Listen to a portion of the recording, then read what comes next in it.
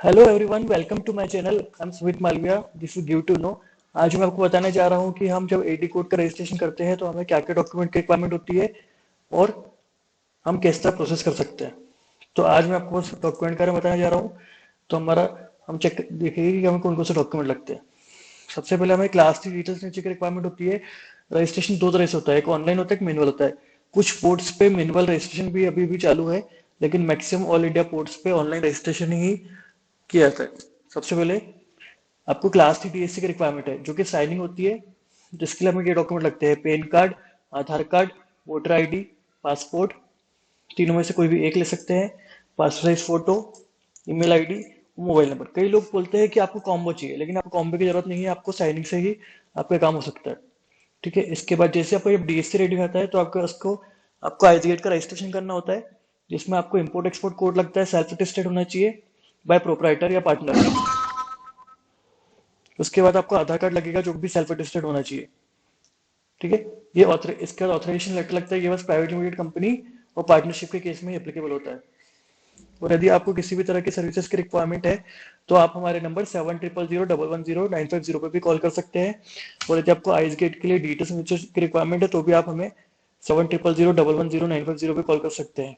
हमारे द्वारा private limited company का रजिस्ट्रेशन, एलएलपी, आरओसी की filing, startup India digital signature, GST का return and refund, IOC certification, ice gate registration, AD code, IC code update, certificate of origin, APEDA, जितनी भी type की RCMC होती है वो, ट्रेडमार्क और फ्री सेल सर्टिफिकेट और एक्सेट्रा से बहुत सारी सर्विसेज प्रोवाइड की जा सकती है। इसके लिए आप हमारे नंबर 7000110950 पे कॉल कर सकते हैं।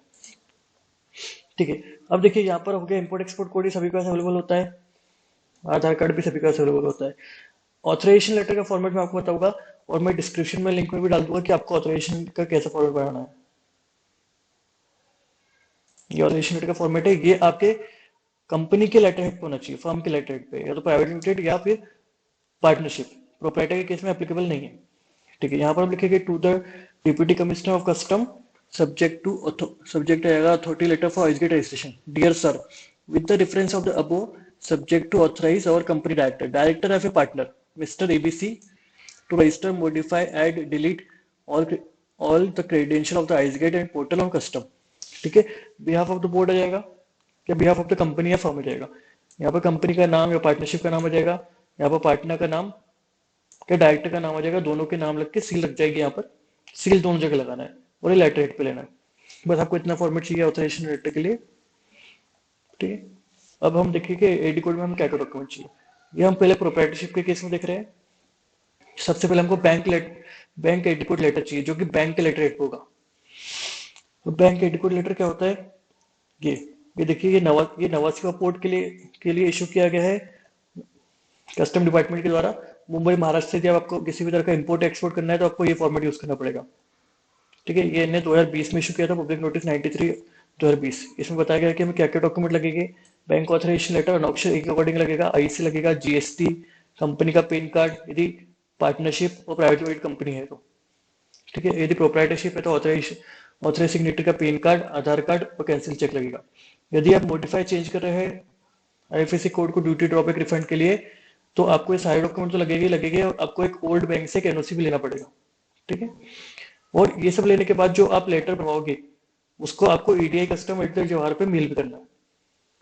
ठीक है। बैंक अपनी ऑफिशियल ईमेल आईडी से मेल करेगा। तो हम फॉर्मेट चेक कर लेते हैं। ये फॉर्मेट है, ये मुंबई नवासी वकील फॉर्मेट है। Reference to public notice number इतना इतना इतना। ये आप चाहे तो इसको हटा भी सकते हैं, रख भी सकते हैं। ठीक है। अब यहाँ पर आ जाएगा इट इज सर्टिफाइड दैट, या फर्म का नाम आ जाएगा, अकाउंट होल्डर का नाम आ जाएगा, उसका करेंट अकाउंट है या सेविंग अकाउंट, जो करेंट या क्रेडिट अकाउंट है वो जाएगा, सेविंग अकाउंट नहीं आता है। कब से ऑपरेट कर रहा है, यहाँ पर आईसी आ जाएगा। फिर यहाँ पर उसका bank account number, AD code, IFSC, authorised security का नेम, उसकी ईमेल आईडी, उनका कॉन्टेक्ट नंबर, बैंक का name, name of the address of the branch, address of the branch, email ID आ जाएगी ब्रांच की, और contact number of the branch. Actually ये email ID यहाँ पर इसलिए मांगी है क्योंकि कई बार कस्टम डिपार्टमेंट रिवर्ट मेल भी करता है कि आपने लेटर इशू किया है कि नहीं किया है। नहीं होता एडिकोड, जिस पर्सन ने एडिकोड इशू किया, मतलब जिस बैंक के ऑफिसर ने इशू किया उसका नाम। अब ये बैंक के लेटर हेड पर जाएगा और बैंक अपनी ऑफिशियल ईमेल आईडी से इस ईमेल आईडी पे मेल करेगी, edi@jawar.custom.gov.in। ठीक है। ये आपको ऐसा आईडी कोड लेटर इशू करवाना है बैंक से। इसके बाद हमें सेम डॉक्यूमेंट लगेगा आईसी, जीएसटी, पेन, आधार, कैंसिल चेक। अब यदि आपकी प्राइवेट लिमिटेड कंपनी या पार्टनरशिप फर्म है तो आपको क्या करना है, बैंक का आईडी कोड लेटर लेना है बैंक के लेटर हेड पे, जो कि मैं डिस्क्रिप्शन में उसका लिंक डाल दूंगा, तो वहां से आप लेके उसको प्रिंट करवा सकते हैं। आईसी लगेगा, जीएसटी लगेगा, कंपनी का पेन कार्ड लगेगा, जो डायरेक्टर को ऑथराइज किया है, जिसकी डीएससी बनी है उसका पेन, आधार, सेकंड डायरेक्टर का पेन, आधार, कैंसिल चेक। इसके अलावा जैसे कि अब ये है नवा सेवा का फॉर्मेट। इसके अलावा जैसे कि आपको मुंबई एयर करना है तो मुंबई एयर का फॉर्मेट अलग है। मुंबई एयर का फॉर्मेट है